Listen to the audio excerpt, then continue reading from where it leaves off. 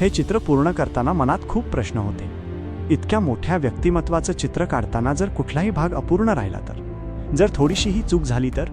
कारण हे साधं व्यक्तिमत्व नाही, हे आहेत भारतरत्न डॉक्टर बाबासाहेब आंबेडकर, ज्यांनी लाखोंचा उद्धार केला, समाजाला नवजीवन दिलं. त्यांचं योगदान इतकं महान आहे की त्यांना भारताचे भाग्यविधाते म्हटलं जातं. त्या काळात जेव्हा जातीयता आपल्या शिखरावर होती आणि उच्चवर्णीय अहंकारात बुडाले होते, तेव्हा एक व्यक्ती उभी राहिली अन्यायाविरुद्ध लढण्यासाठी, वंचितांना हक्क देण्यासाठी.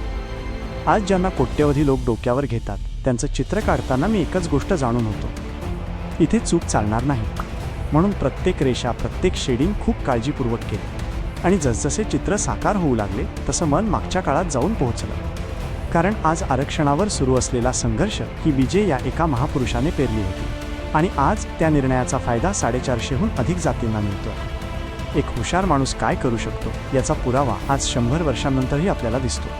जर बाबासाहेब आज जिवंत असते तर आरक्षणावरचा वाद कधीच उभा राहिला नसता, कारण त्यांच्यासाठी कोणत्याही जातीवर अन्याय होणं अशक्य होतं.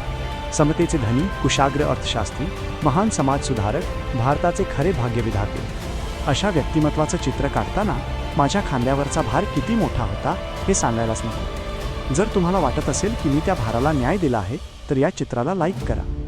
तुमचे विचार कमेंटमध्ये सांगा आणि कोणत्या महान व्यक्तिमत्वाचं पुढचं स्केच पाहायला आवडेल तेही लिहा. चॅनल सबस्क्राईब करायला विसरू नका, कारण पुढे आणखी अनेक प्रेरणादायी स्केचेस येणार आहेत. भेटू पुन्हा एका नवीन चित्रासह. तोपर्यंत जय भीम, जय शिवराय. धन्यवाद.